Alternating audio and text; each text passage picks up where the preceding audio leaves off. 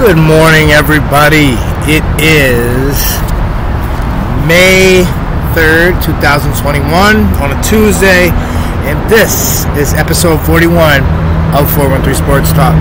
I'm your host, Rahim Escalai. Well, you've probably been wondering as to what was hinted yesterday. What is WATERFRONT Week? What is it?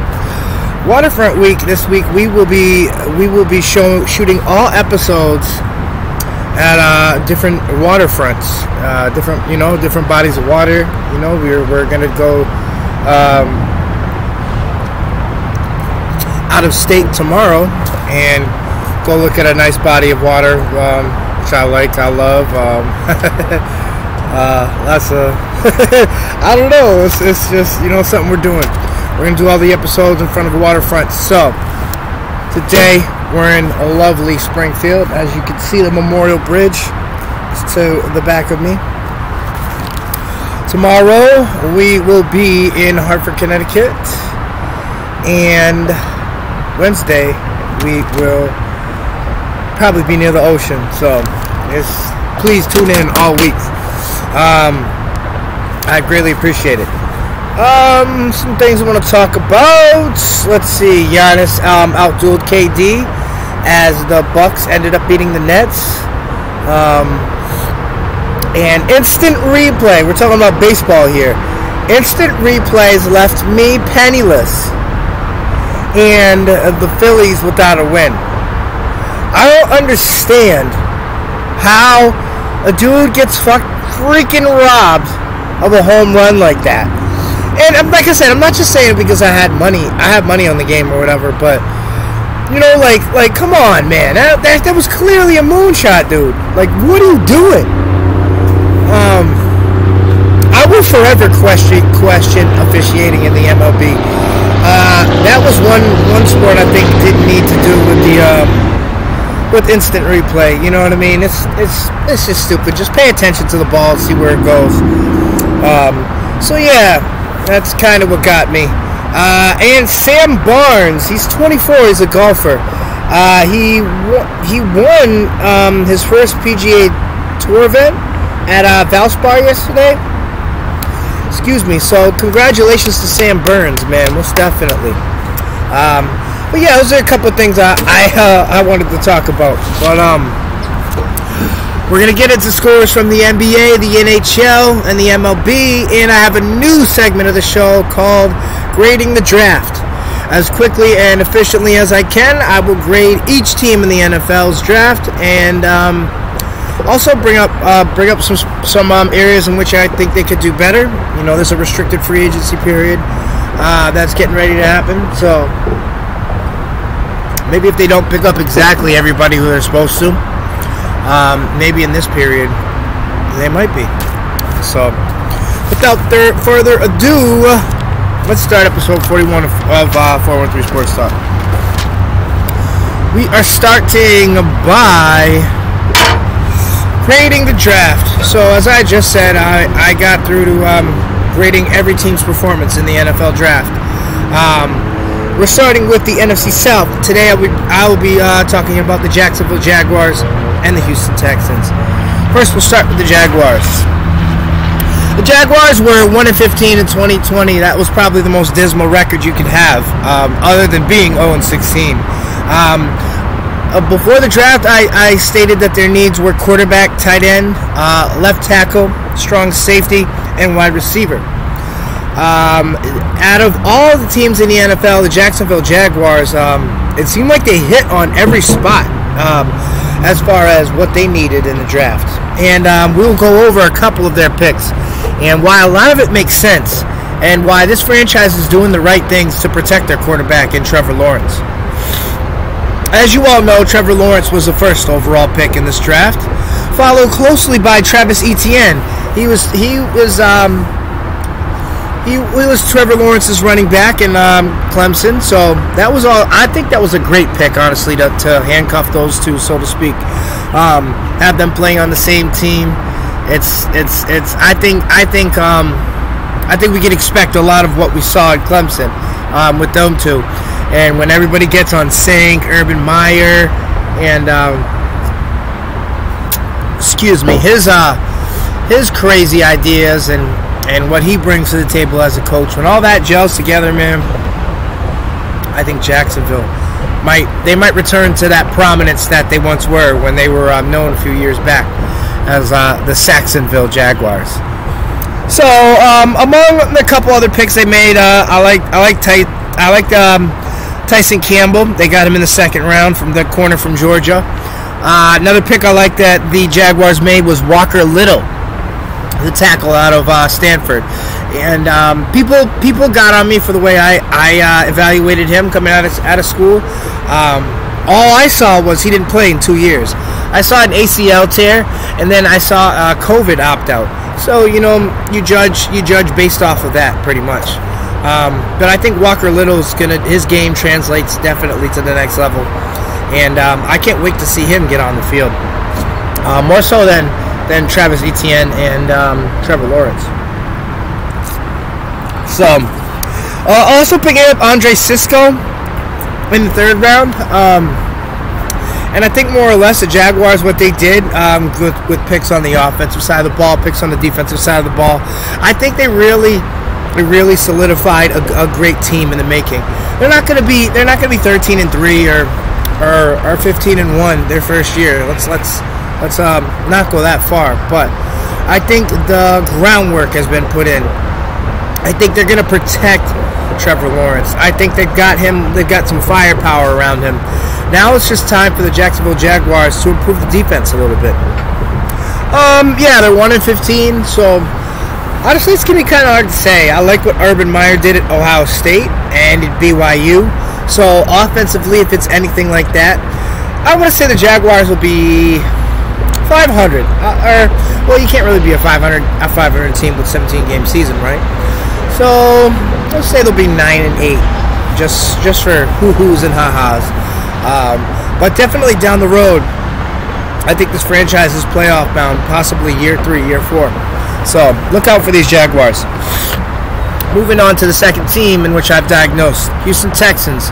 In 2020, they were 4-12, a mark of third place in the AFC South. Behind the likes of the Colts and the Titans. The Houston Texans needed help on all sides of the ball.